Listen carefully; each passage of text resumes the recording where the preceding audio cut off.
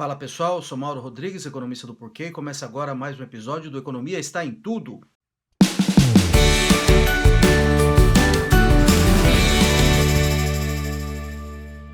E a gente começa falando de Previdência, finalmente a Previdência aprovada agora no Senado. Tinha aquela expectativa inicial de mais de 1 trilhão de economia de recursos ao longo de 10 anos.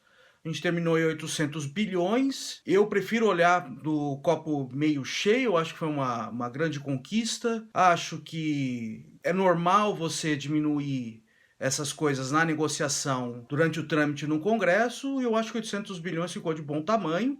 A espinha dorsal da proposta foi mantida, idade mínima de 65 anos para homens, 62 anos para mulheres. Se diminuiu a distância entre pessoas nas regras de aposentadoria, ainda que foi mantido alguns destaques, como professores, policiais, militares, e você aumentou a taxação sobre as pessoas que ganham mais. Então essas três coisas são super importantes. Elas sobreviveram durante o trâmite da reforma no Congresso. A gente teve votações bastante expressivas, a impressão que tem é que não só o Executivo valorizava a reforma como, lógico, saiu do Executivo a proposta, o Congresso também comprou a ideia da reforma, a necessidade da reforma, e a população também. Então acho que estava tudo meio maduro já para passar essa nova Previdência. Lógico que não é alguma coisa que vai resolver todos os problemas fiscais do Brasil, mas evita o precipício, evita o desastre e também torna as regras mais justas. Então eu diria que o resultado foi muito bom. O governo Bolsonaro, e em particular a equipe econômica, de não ter pego aquela proposta que vinha do Temer, que estava realmente mais fácil, porque já tinha passado em comissão, mas o governo Temer estava bastante enfraquecido já, então era uma reforma já bem desidratada, então resolveu começar com uma proposta nova. Eu acho que no fim das contas deu certo a estratégia. Então a gente tem uma economia de fato maior do que se a gente teria se tivesse adotado aquela proposta que saiu lá do governo Temer. Pô, eu falei só das coisas boas que ficaram, mas algumas coisas ficaram pelo caminho. Não necessariamente boas e ruins, mas o que ficou pelo caminho? Ficou pelo caminho, por exemplo, a ideia da Previdência por capitalização, aquela ideia que o ministro Paulo Guedes realmente ele colocou bastante esforço nisso, colocou bastante ênfase nisso, mas isso acabou ficando pelo caminho. Eu acho que, na verdade, foi uma boa que isso ficou pelo caminho, porque o problema, de fato, é um sistema que tem suas vantagens. Por quê? Porque o sistema de capitalização é um sistema de poupança, um sistema de poupança forçada. As pessoas poupam um dinheiro ao longo da vida delas, o governo as força a poupar, e quando elas se aposentarem, elas podem, esse dinheiro se acumula numa conta, elas podem ter acesso a essa conta quando se aposentarem. Então é o dinheiro delas. No sistema atual, é um sistema de transferência. Você transfere o dinheiro de quem está na força de trabalho via taxação e dá o dinheiro diretamente para quem está aposentado.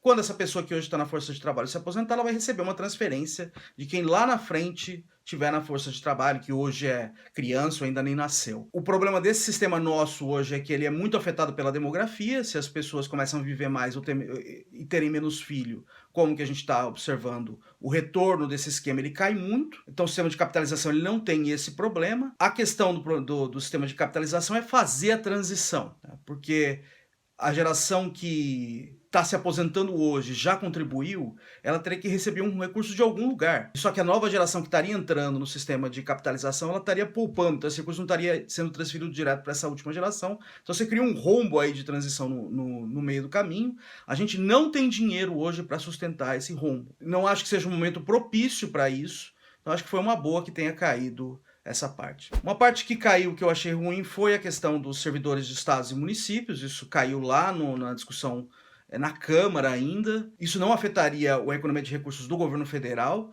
mas estados e municípios estão bastante enforcados também com relação às suas previdências. Seria importante que tivesse uma reforma já feita agora, que se aplicasse a eles. Agora, provavelmente eles vão ter que fazer. Eu acho que ainda tem esperança porque está rolando essa PEC paralela, né?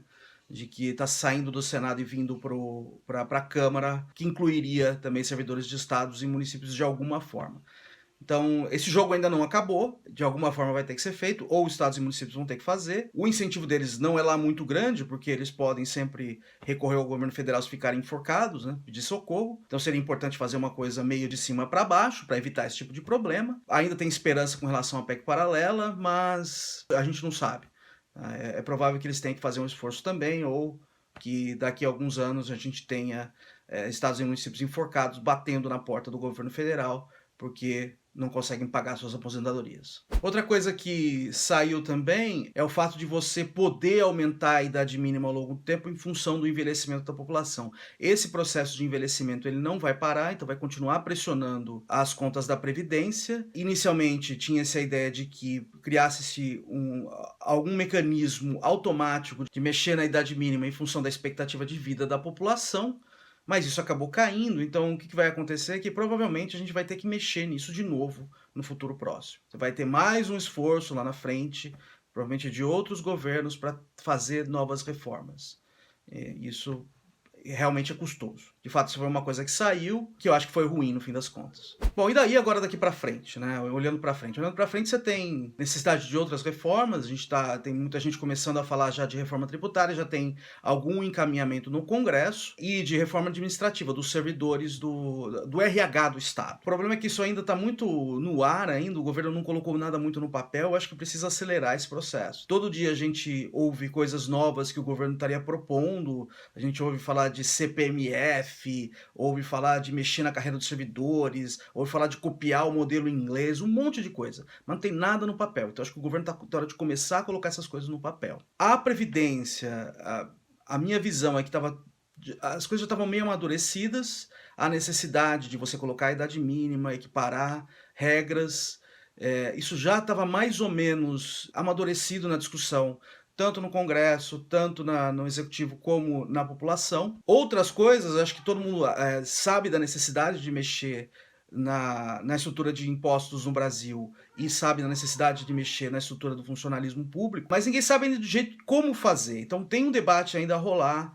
vai ter muita resistência. Então era bom o governo já começar a trazer coisas mais concretas ao invés de ficar jogando essas coisas no ar. Já estavam falando que na quarta-feira viria uma agenda, eu não vi nada, tá? Então tá tudo muito vago ainda. Então acho que está na hora de começar a avançar nesse sentido e trazer coisas mais firmes para a gente iniciar pelo menos um debate, para que essas coisas não fiquem paradas muito tempo. Então, além dessa falta de uma definição mais clara de propostas do governo, tem o lado também da política que também vai ser difícil, né? Então, a capacidade de articulação do governo vai ser super importante para que essas reformas sigam em frente, que vão ser reformas muito difíceis, que vão ter bastante resistência. Isso aí vai ser crucial.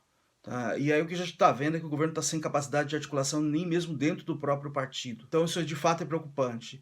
Até agora, a reforma da Previdência, como eu disse, era uma coisa que já estava meio amadurecida. Todo mundo meio que sabia da importância de colocar a idade mínima, de equiparar regras, por exemplo. As outras reformas, acho que todo mundo sabe da necessidade, mas como fazer e o que fazer, isso ainda está muito no ar. Então a gente vai ter que esperar. A gente precisava de uma iniciativa mais firme do governo e de mais capacidade de articulação, mas isso aí é realmente...